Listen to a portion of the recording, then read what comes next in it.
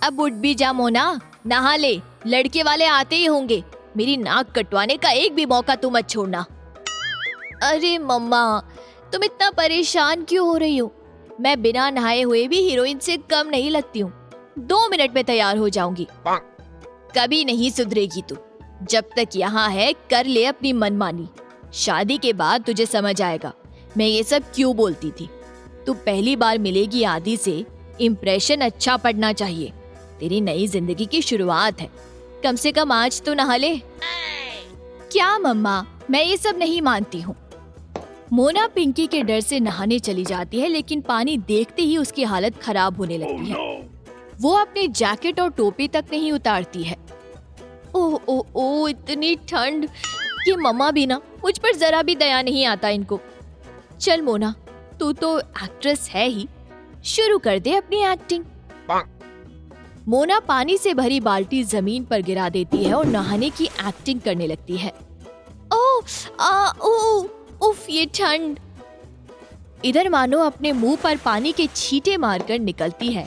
उधर आदि अपने परिवार वालों के साथ वहां आ जाता है।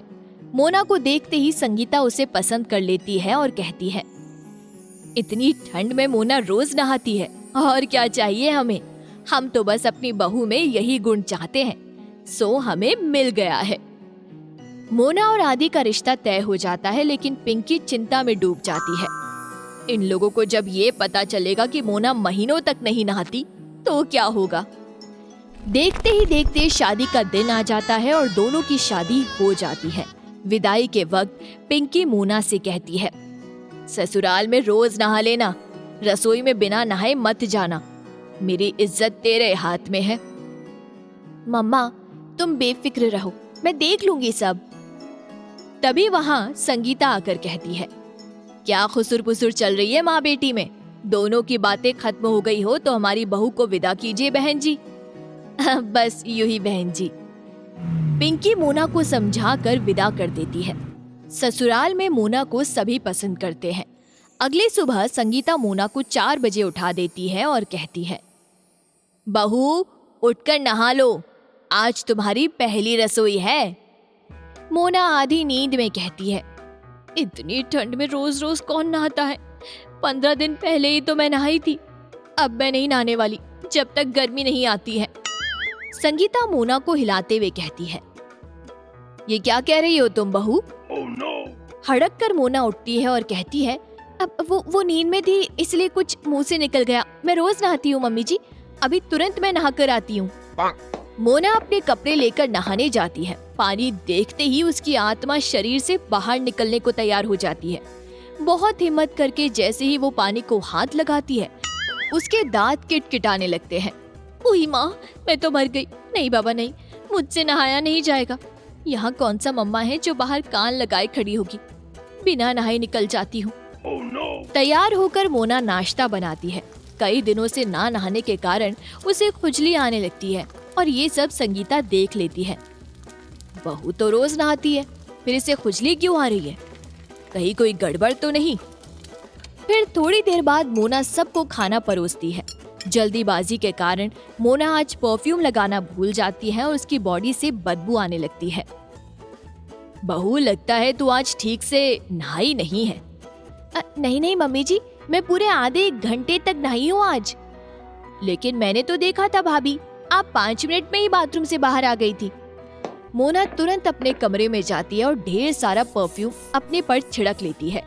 थोड़ी देर बाद श्वेता कुछ काम से मोना के कमरे में जाती है और उसका बाथरूम यूज करती है। ये तो एकदम सूखा पड़ा है, जैसे सुबह से कोई नहाया ही ना हो। इसका मतलब भाभी झूठ बोल रही थी। मम्मा रोज मुझे नहाने के लिए सुनाती रहती हैं। उन्हें अपनी बहू की चालबाजी भी तो पता चले। श्वेता सब कुछ संगीता को बता देती है और अगले दिन संगीता और श्वेता मोना पर पूरी नजर रखते हैं। मोना उठते ही नहाने चली जाती है और हमेशा की तरह अपने मुंह पर पानी छिड़ककर निकल जाती है।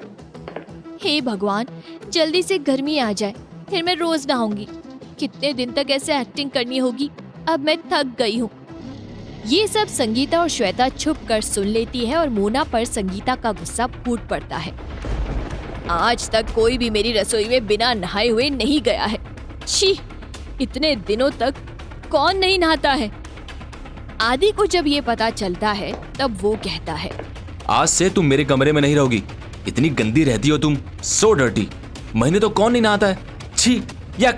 ऐसा नहीं है आदि, सभी मोना से बात करना बंद कर देते हैं, लेकिन मोना को कौन सा कोई फर्क पड़ता है। ये लोग सोच रहे हैं ऐसा करने से मैं नहाने लगूंगी। कौन मरे इतनी ठंड में नहाने के। मेरे तो हाथ के रोए ही खड़ी हो जाते नहाने के नाम से, और मैं नहाने जाऊंगी ये इनकी बेवकूफी है। ना करे बात, गर्मी आते ही सब नाउमल हो जाएंगे। तब तक के लिए एक फोन है ना मेरे पास। दिन बीतने लगते हैं और मोना अब तो और फ्री हो गई है। अब तो उससे एक्टिंग भी नहीं करनी पड़ती है। गंदगी के कारण मोना के बॉडी पर व्हाइट हेड्स हो जाते हैं, चमड़ियां उतरने लगती है और मोना बीमार पड़ जाती है। उसकी हालत ऐसी हो जाती है कि वो बेड से उठ भी नहीं पाती है। मोना की खराब हालत देखकर आदि डॉक्टर को बुलवाता है और डॉक्टर कहता है, उफ, ये सब बीमारी ना नहाने के कारण हुई है आपको। पढ़ी लिखी आज की लड़की होकर भी आपको नहाने से इतना परहेज है। इतने एडिंग आते हैं टीवी पर, स्वच्छ रहें, स्वस्थ रहें, पता नहीं आप जैसों को समझ क्यों नहीं आता है। डॉक्टर कोई दवाई दे दीजिए जिससे मैं उठ पाऊँ। आपको दवाई की नहीं, नहाने की जरूरत है। आप नहा के आओ, फिर देखना सब कुछ ठीक हो गया है। डॉक्टर चला जाता है। मोना गर्म पानी से नहाती है और उसे ठीक लगने लगता है। ये तो चमत्कार हो गया। मम्मा और मम्मी जी ठीक ही कहते थे। अब मैं चाहे कितनी भी ठंड क्यों ना हो, चाहे बर्फ के गोले ही क्यों ना पड़े, मैं रोज नहाऊंगी। मोना नहा के निकलती है और पिंकी आ जाती है और कहती है, बहन जी आपने वो कर दिखाया जो मैं इतने दिनों में नहीं कर पाई। स्वच्छ रहो, स्वस्थ रहो। एक लड़की के सूट का दुपट्टा उसके चेहरे पर आ जाता है और उसकी शर्ट की बटन में फंस जाता है। किसकी इतनी मजाल जो लैला का पल्लू पकड़े। ख्वाब तो सबके यही है लैला, मजाल किसकी हुई देख तो। लैला न आओ देखती है न ताओ और मुड़कर एक करारा तमाचा रोनित के मुंह पर मार देती है। इतनी हिम्मत तुम्हारी, मेरा दुपट्टा पकड़ा। No, I didn't do that. आपका दुपट्टा हवा के कारण मेरे चेहरे पर आया और मेरे शर्ट के बटन में फंस गया। हाय रे लैला, ये तो बेचारा निर्दोष है। इसके पहले कि लैला कुछ कहती रोनित वहाँ से चला जाता है। रोनित को दिन भर वो बैकलेस सूट वाली लड़की याद आती रहती है और वो उसे मन ही मन चाहने लग जाता है। लैला भी सॉरी बोलने को रोनित को ढूंढ रही होती है और उसके घर पहुँच जाती है। मैं वो पहाड़ी वाले पंडित जी की रिलेटिव हूँ, शहर से आई हूँ। उस दिन मुझे लगा कि कोई मुझे छेड़ रहा है। I am sorry. रोनित को जिसका इंतजार था वो लड़की उसके घर पर आ चुकी थी। रोनित की माँ पंडित जी से बात कर दोनों की शादी पक्की करवा देती है। शादी से एक दिन पहले, टेलर भैया ब्लाउज बिल्कुल बैकलेस होना चाहिए।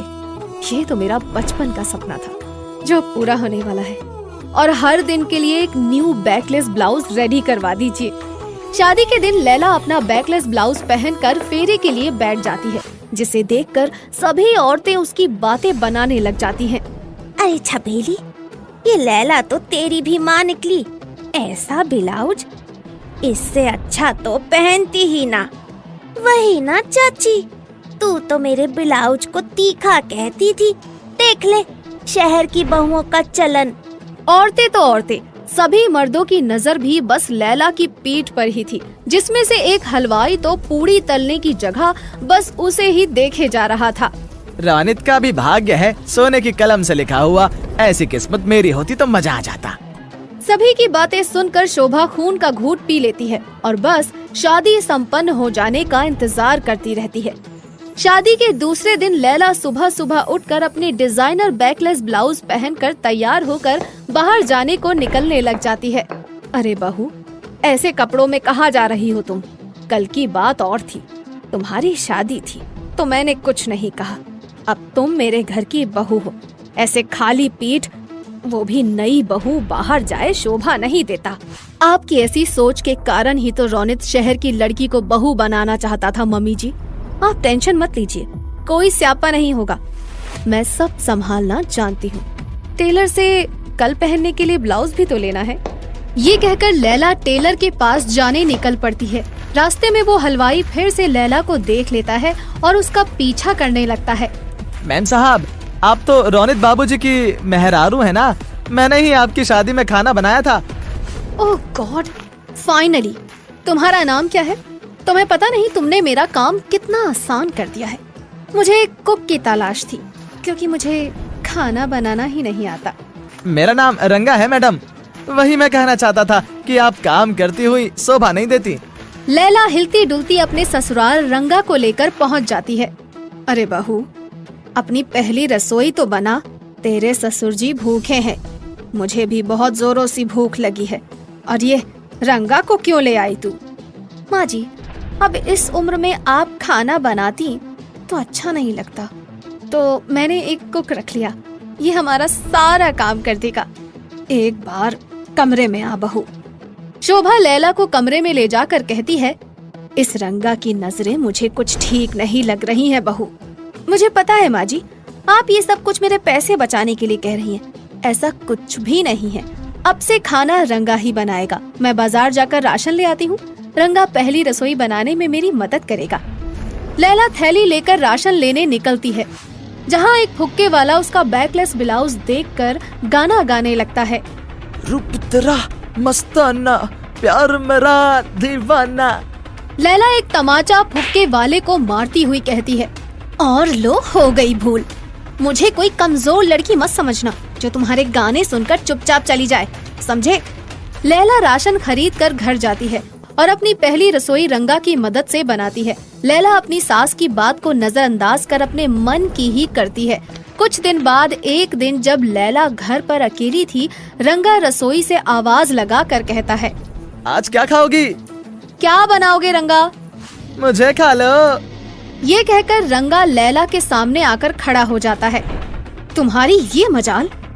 रंगा को झापड़ मारने के लिए लैला अपना हाथ उठाती ही है कि रंगा उसकी कलाई पकड़ लेता है। मुझे अपना पति मत समझना। नहीं, आज तो समझ ही सकती हो। रंगा लैला के साथ जबरदस्ती करने की कोशिश करने लगता है कि तभी खिड़की से कूदकर शोभा अंदर आ धमकती है और अपनी लाठी से मार मार के रंगा की हड्डी पसली एक कर देती है। ये बूढ़ी नजरें इतनी भी कमजोर नहीं। रास्ते में जाते वक्त भी मेरा मन तेरे पास पड़ा था बहू। मुझे लगा तू अकेली होगी तो मेरा दिल नहीं माना और मैं आ गई। मैं नहीं आती तो क्या होता तेरा बहू? मुझे माफ कर दीजिए माँ जी, मेरी गलती हो गई। अब मैं कभी आपकी बात नहीं काटूंगी। आप जो कहेंगी वही करूंगी। इस हादसे के बाद लैला अपनी सास की कभी कोई बात नहीं टालती और एक अच्छी बहू साबित होती है।